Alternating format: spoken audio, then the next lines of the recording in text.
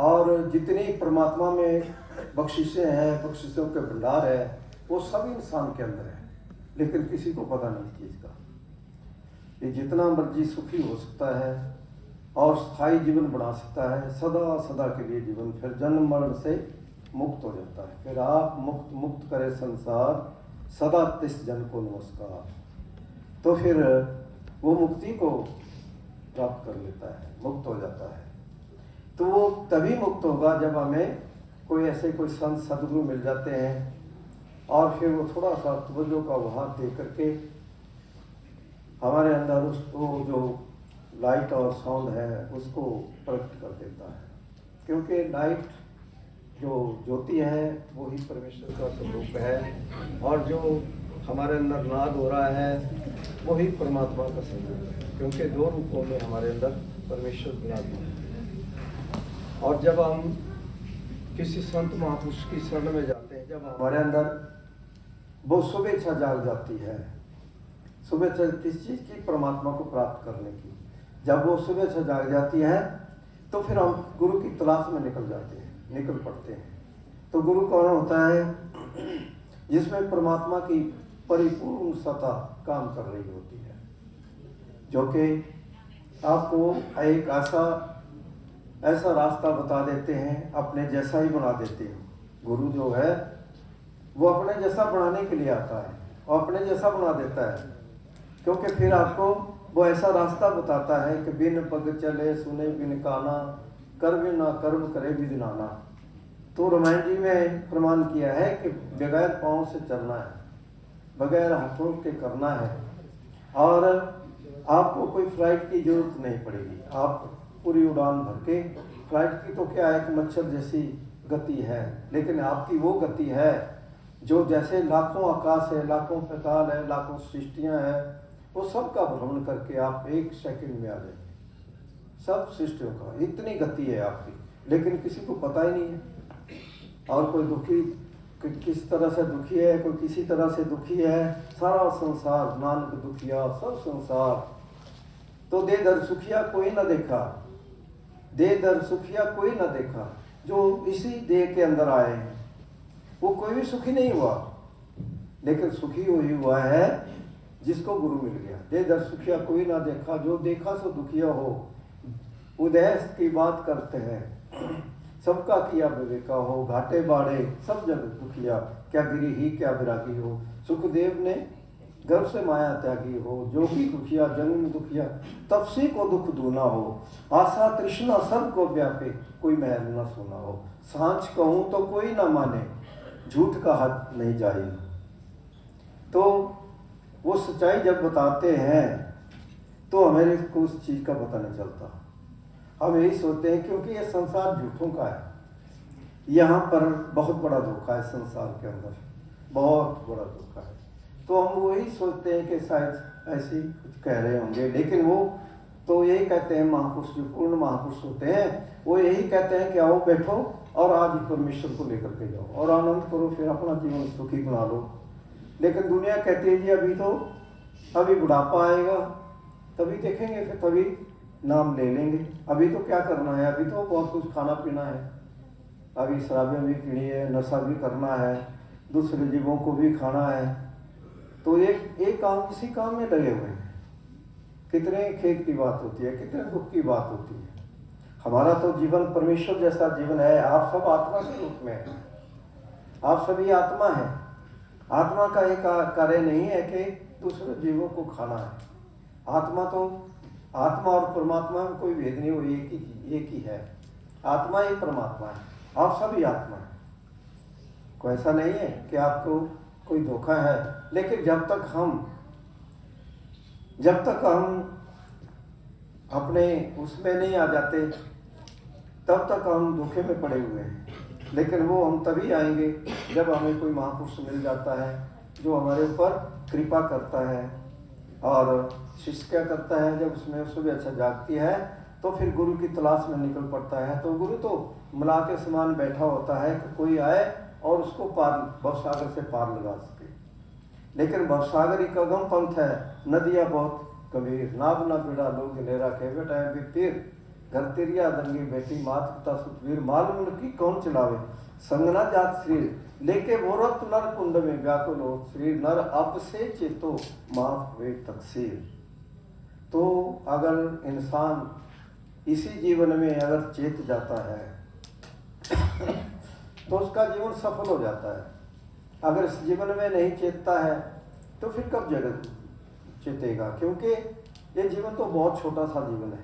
पहले तो बड़ी लंबी आयु होती थी, सतयुग के अंदर 1 लाख वर्ष, त्रेता युग में 10,000 वर्ष, द्वापर में 1,000 वर्ष रह गई, और जब कलियुग आया तो 100 वर्ष रह गई। लेकिन अब 100 वर्ष भी नहीं है। इंसान इतना गिर चुका है, नशा पता और बुराई ठगी चोरी बहुत बहुत कुछ हो रहा है संसार के अंदर। तो ये किस लिए करते हो, ये किस लिए करते हो, कभी हम सोचते नहीं। क्योंकि संसार की कोई भी वस्तु हमारे काम में आने वाली नहीं है, कुछ भी हमारे साथ में नहीं जाता। मुट्ठी बांधे आए जगत में हाथ पसारे जाओगे, कहत कबीर सुन भी साधो एक नाम बिना पछताओगे। तो हम जब इस संसार में आए थे तो हमारी मुट्ठियां बंद थी, हम कुछ भी लेके नहीं आए थे, लेकिन जाएंगे तो सब कुछ यहीं छोड़ के जाएंगे, हाथ पसार करके जाएंगे। तो फिर 2 गज कफन का टुकड़ा तेरा लिबास होगा, जाएगा इस जहां से कोई ना साथी होगा। तो जब हम इस संसार से जाएंगे तो फिर कोई साथी नहीं होता। अब भी ऐसा ही है, सब मतलब के रिश्ते हैं, मतलब के नाते हैं, सब मतलब का मतलब परस्ती संसार है। यहाँ कोई किसी का नहीं है, ये झूठों का संसार है। जैसा सपना रहने का तैसा ये संसार, ऐसा है संसार है। लेकिन हमें संसार के ऊपर बड़ा भरोसा है कि हम बड़ा कुछ बना लेंगे, बड़ा कुछ कर लेंगे। रावण भी जब इस संसार में आया तो भी बड़ी बड़ी बातें करता था कि मैं ऐसा हूँ, मैं वैसा हूँ। और जब कबीर साहब वहाँ आए तो मुदोदरी कहती है रावण को कि महाराज अभी तो देख लो, अभी संत महापुरुष आए हुए हैं और अपना भला कर लो। कहते हैं कि मेरा भला तो मैं खुद कर सकता हूँ, मैं 4 वेदों का ज्ञाता हूँ और सभी पुराणों को जानने वाला हूँ, सभी शास्त्रों को जानने वाला हूँ, मैं कोई ऐसा नहीं। लेकिन कहते हैं ना कि 4, 18, 9 पढ़े खटपड़ खोया मूल सूरत सब छीने बिना जो पंछी चिंडूल। तो जब तक हम सूरत शब्द के साथ नहीं जुड़ते, अपनी सुरती को शब्द के साथ नहीं जोड़ते, तब तक अंधे। कहे कबीर सब जगह अंधा के ही समझाऊं, सभी बुलाना पेट का धंधा, पवन का घोड़ा असवर का जैसे होश का बुंदा, घट की वस्तु नजर ना आवे दिया बारी ढूंढे है अंधा। तो सारा संसार अंधा है। लेकिन जब अंधेरा पड़ जाता है तो दिए की जरूरत पड़ती है, क्योंकि हमारी आंखें अंधी है। हम तो सोचते हैं कि हम कुछ देख रहे हैं, कुछ नहीं देख रहे, एक माया को देखते हैं, ये माया है। लेकिन जिस दिन हमारा ये नेत्र गुरु खोल देता है, फिर हमें सब कुछ नजर आता है, हर चीज नजर आती है। तीसरा नेत्र जो है ये आपका सबका है, ये ज्ञान नेत्र है। इसी के द्वारा हम परमेश्वर को देख सकते हैं, इसके द्वारा हम सब कुछ जान सकते हैं। और ऐसे कुछ नहीं जान सकते, ऐसे तो बस ऐसे ही चल रहे हैं, धक्के खा रहे हैं, और जैसे पशु पक्षी रेंगते रहते हैं वैसे ही रेंग रहे हैं। लेकिन जब हमारा जीवन तभी शुरू होता है जब हमें गुरु मिल जाता है। बच्चा होता है, अगर वो स्कूल में नहीं जाए और वो पहली क्लास में ही बैठा रहे तो फिर माँ बाप को क्या कोई सुख मिलेगा, उसको बड़ी खुशी होगी। उसी प्रकार से सारा संसार पहली क्लास में ही लगा है। जितनी पूजा जप तप है ये सब पहली क्लास है, पहली क्लास है, इससे कुछ भी नहीं मिलता। जब तक हम उस मालिक की, जो सृष्टि का मालिक है, जिसने सब कुछ बनाया हुआ है, जो सबका मालिक है, उसको नहीं जान लेते तब तक सब दुखी है, तब तक सुखी कोई नहीं हो सकता, ना कोई हुआ है ना हो सकता है। तो विवेक शक्ति हर एक प्राणी में है, लेकिन वो उसका प्रयोग नहीं करता। तो पशु पक्षी में नहीं है और 84 लाख जिया जून में नहीं, किसी में नहीं है, एक मनुष्य के अंदर है। वो अपना भला कर सकता है, उसमें विवेक शक्ति है, वो समझ भी सकता है और कुछ बना भी सकता है, खिला भी सकता है, सब कुछ कर सकता है।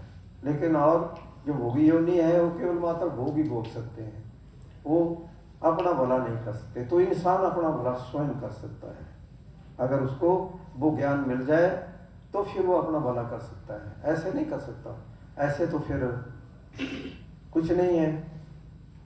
तो इसलिए हमारे रामायण जी के अंदर भी बड़ा बहुत सुंदर प्रमाण किया है कि गिरजा सन समागम समना लाभ को छुआन, बिन हरि कृपा न हो ही सो गाल ही वेद प्राण। तो कह रहे हैं इस चौपाई के अंदर कि गिरजा संत समागम समना लाभ को छुआन, कि संत महापुरुषों का संग और संतों का सत्संग आकर अगर एक घड़ी का भी मिल जाए तो बहुत बड़ा है। जैसे कबीर जी भी कहते हैं कि एक घड़ी आदि में पुनः कबीर संगत साध की कटे कोट अपराध। तो संतों की संगति, हमारा जन्म कोई आज नहीं हुआ है, अभी हम अभी आए हैं। जब से सृष्टि बनी, संसार बना हुआ है, तब से आए हुए हैं।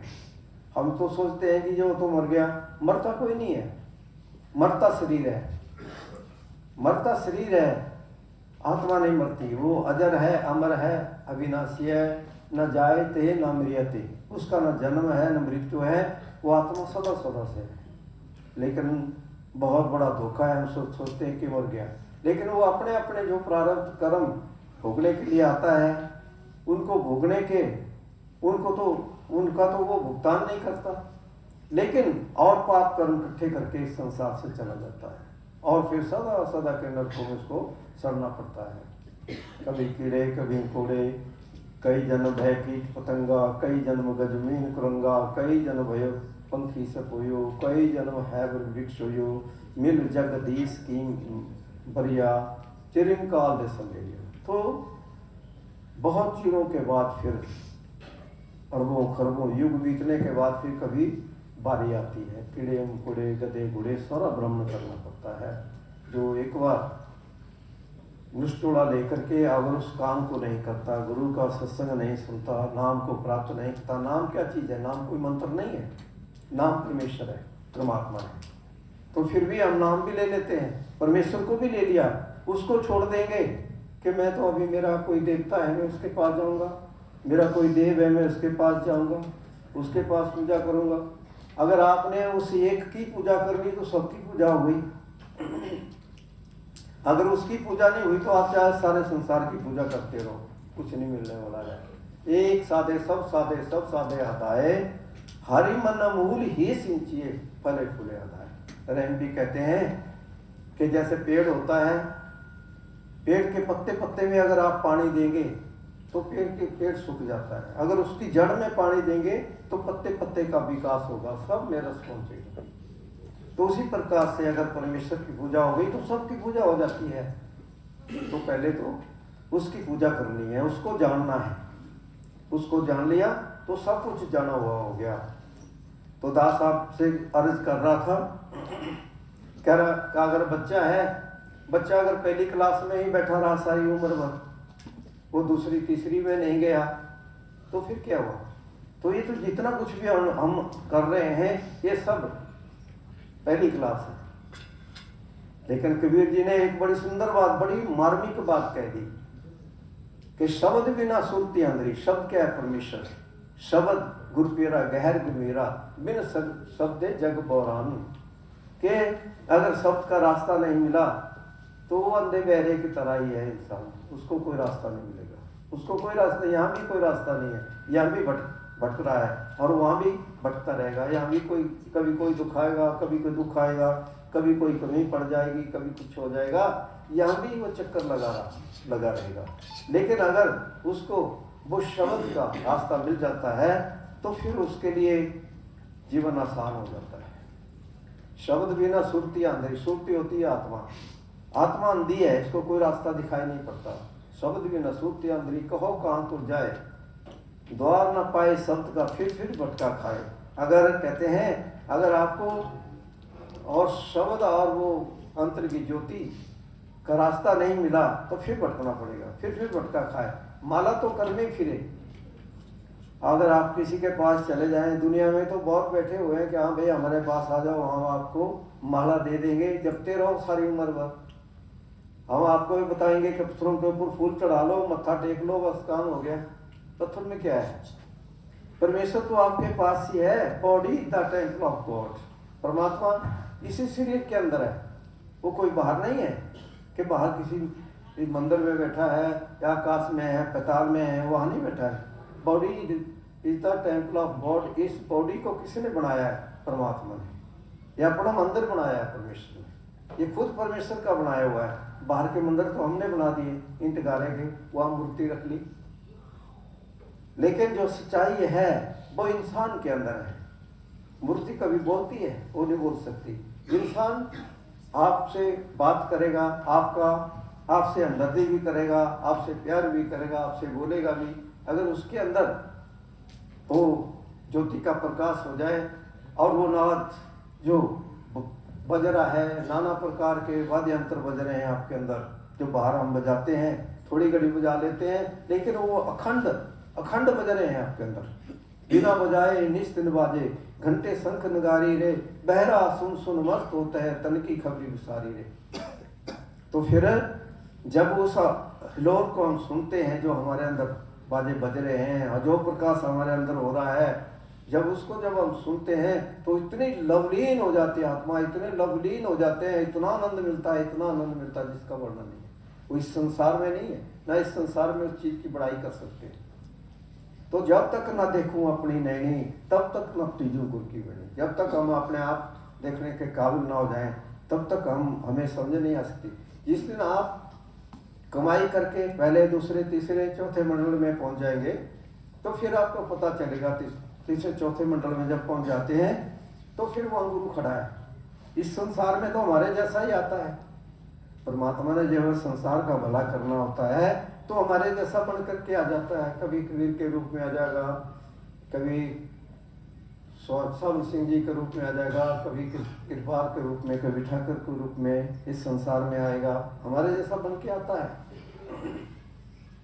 लेकिन जब तक हमने गुरु को नहीं देखा, तब तक क्या पता कि गुरु क्या चीज़ होती है।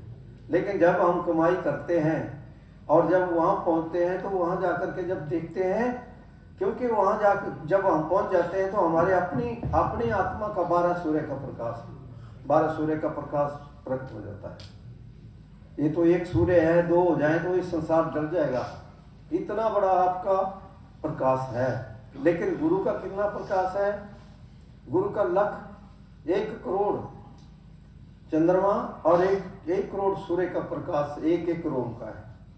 और अंदाजा लगाओ कि गुरु का कितना प्रकाश होगा अथाह वहां पर।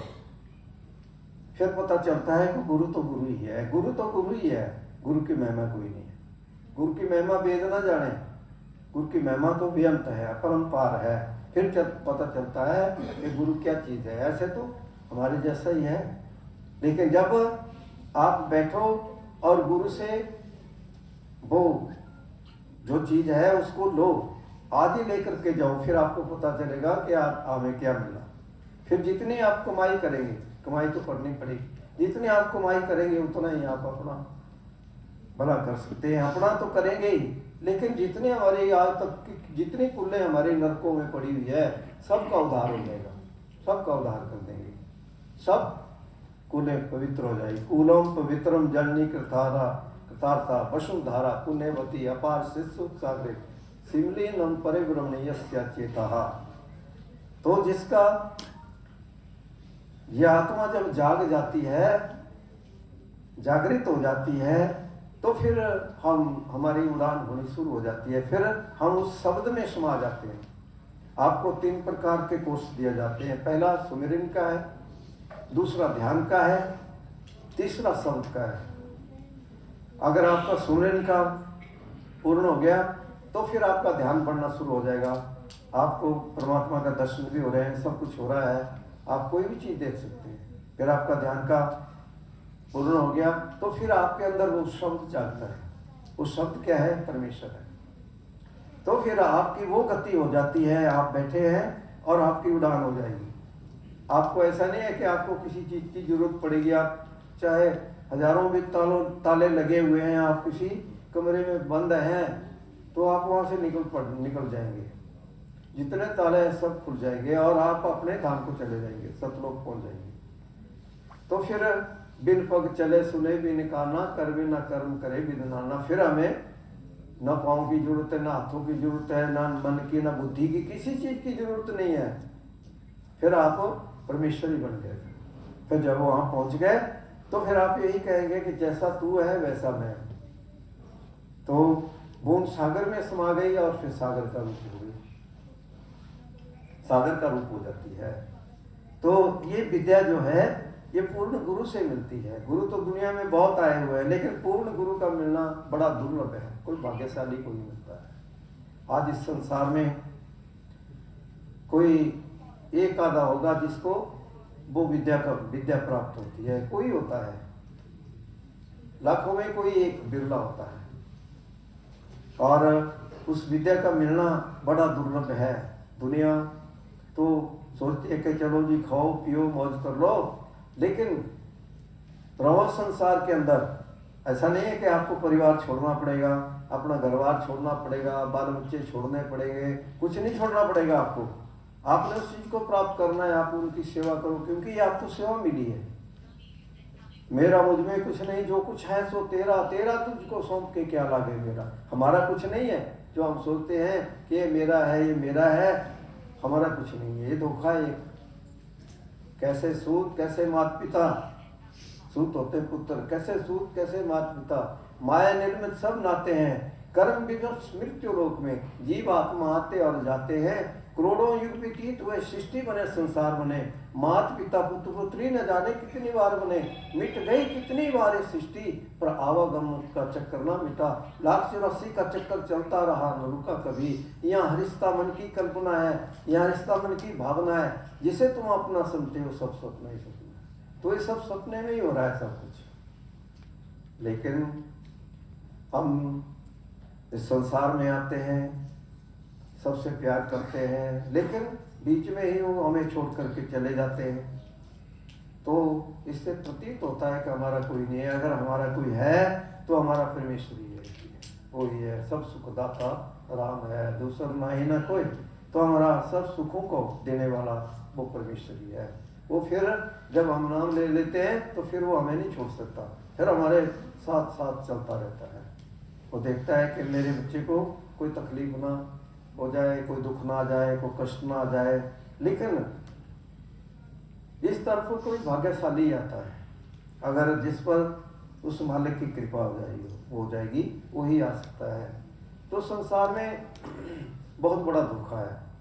अजामल कितना बड़ा महान पापी था, तो जो कुछ भी किसी के पास मिलता था वो भी ले लेता था और बाद में उसको काट करके फेंक भी देता था, ऐसा करता था। लेकिन जब उसको देव ऋषि नारद जी मिले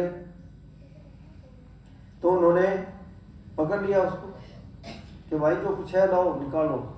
तो कहने लगे कि मेरे पास जो कुछ भी अभी ले लो, लेकिन ये किस लिए आप पाप कर्म कर रहे हो, किसके लिए कर रहे हो?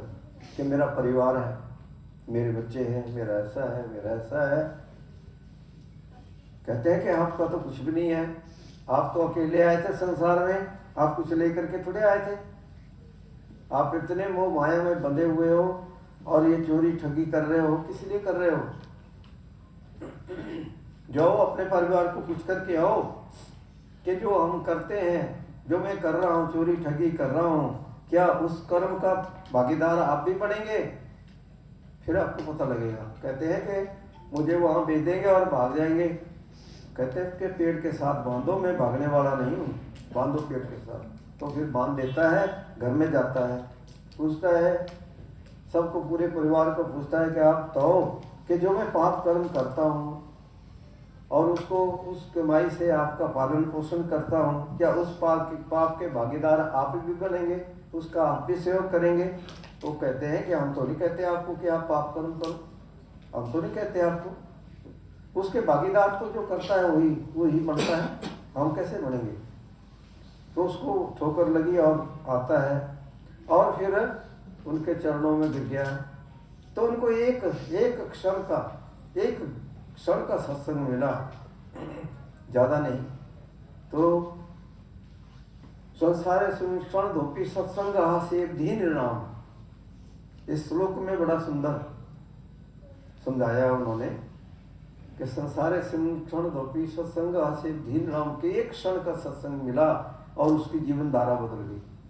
कि वाकई ये तो सच्ची बात है। यहाँ संसार में तो कोई किसी का है ही नहीं, कोई आज जा रहा है तो कल जा रहा है, और कोई आ जा रहा है तो कल आ रहा है, ऐसे चलता जा रहा है संसार में।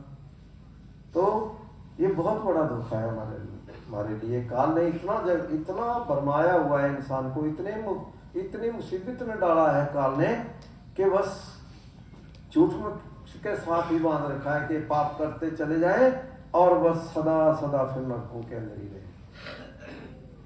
कोई मुक्त ना हो जाए। तो वो फिर किसी को नहीं छोड़ता। तो उसने ऐसी बुद्धि बना रखी है, काल ने जगत अज भरमाया, मैं क्या क्या करूं बखान, जो साधन थे पिछले युग के सो कलयुग में किए प्रवान, मूर्ख पुरानी मन सलाने स्वट के जल और पाषाण, बुद्धिमान अभिमानी नर विद्या नारी के वो गुलाम, भटक भटक भटकाया सब जग कोई न लगाया ठौर ठिकाना, ऐसी हालत देख जगत की संत सतगुरु प्रगटे आ। तो जब सारा संसार भटक जाता है तो फिर संत इस संसार में आते हैं। संत इस संसार में आते हैं तो फिर वो हमें समझा करके ही इस संसार सागर से पार करते हैं। तो तभी हम इस संसार भवसागर से पार निकलते हैं। ऐसे हम गोते पर गोते खा रहे हैं, कोई समझ नहीं आता, कोई पता नहीं चलता, और नाना प्रकार के उसने दुख लगा रखे हैं, रोग लगा रखे हैं, फिर भी हम उसी की सेवा में लगे हुए हैं। सारा संसार उसी की सेवा में लगा हुआ है जो 1.25 लाख पैदा करता है और 1 लाख का आहार है उसका, प्रतिदिन 1 लाख को चट कर जाता है। तो हमें जो है वो ज्ञान चाहिए। उस ज्ञान को अगर आप प्राप्त कर लेंगे तो फिर आपके लिए यम नहीं आएंगे लेने के लिए, फिर परमेश्वर आता है। जाना तो सबने है, सब जाएंगे अपनी अपनी बारी से, आए हैं सो जाएंगे। राजा रंग फकीर एक सियासन चढ़ चले, एक बांधी जाए जंजीर। तो कोई जंजीरों से बंध के जाएंगे, कोई उस सियासन के ऊपर बैठ करके जाएंगे, और क्या बातें बनेंगे, क्या आनंद होगा जिसका वर्णन नहीं। जिसको गुरु मिल जाता है उसके लिए जम कभी नहीं आ सकते, कभी नहीं आ सकते। तो फिर उसके लिए परमेश्वर ही लेने के लिए आता है, परमेश्वर ही गुरु है, तो वही लेने के लिए आता फिर। और वो बाजे बजते हैं जिन बाजों का इस संसार में कोई पता नहीं है। वो आनंददायक जीवन होता है, वो जय जयकार होती है। फिर हम बड़े आनंद के साथ फिर अपने धाम में वहाँ पहुँच जाते हैं। और फिर वहाँ जब पहुँच गए तो वहाँ फिर आपका वो सिंहासन लगा हुआ है जिससे आप उतरे थे, वो लगा हुआ है, और मुक्त भी वहीं रखा हुआ है। फिर वो आपको उस सिंहासन के ऊपर बिठा दिया जाता है और मुक्त फिर आपके सिर के ऊपर रख दिया जाएगा। तो कबीर साहब की एक शिष्या थी अमरावती, तो उसने नाम तो ले लिया, गुरु भी मिल गए, सेवा भी करती थी, लेकिन कमाई नहीं करती थी। तो उसने गुरु साहब से कहा कि महाराज मुझे भी आप तो सचखंड जाते हैं, मुझे भी ले चलो, मुझे भी दिखा दो। कि बेटा ऐसा नहीं होता है, एक यहाँ कमाई का मजबूर है, कमाई करेंगे तो आप पहुंच जाएंगे, कमाई करो पहुंचो। तो बार बार कहती थी। तो कबीर साहब क्या कहते थे, कोई भी आता था कि भाई मैं तो दास हूँ। महापुरुष सभी यही कहते हैं कि हम तो भाई दास हैं।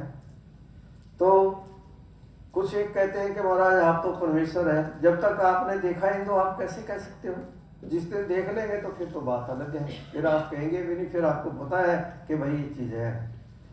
तो वो माने नहीं, तो चलो गुरु कृपा हो गई उसके ऊपर, ले गए उसको।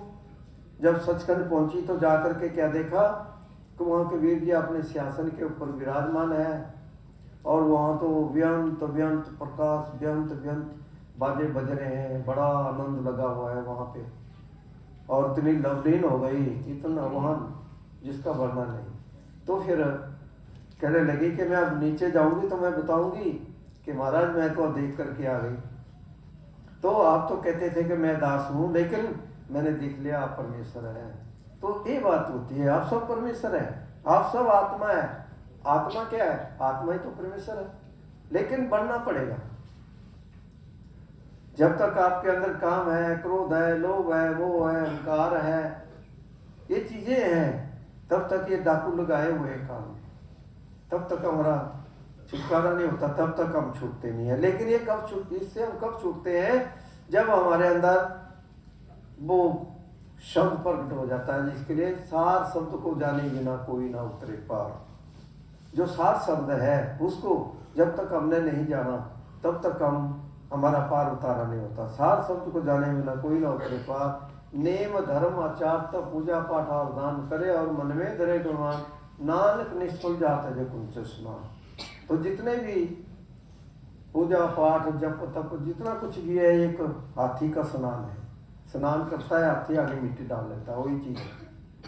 मन में धरे गुमान, नानक निष्फल जाता है कुंच स्नान। नेम धर्म आचार तब पूजा पाठ और दान करे और मन में धरे गुमान, नानक निष्फल जाता है कुंच स्नान। तो ये हाथी जैसा स्नान है जो कुछ भी हम करते हैं। तो हमें सच्चाई चाहिए, सच्चाई चाहिए। तो झूठ से कब तक बंधे रहोगे?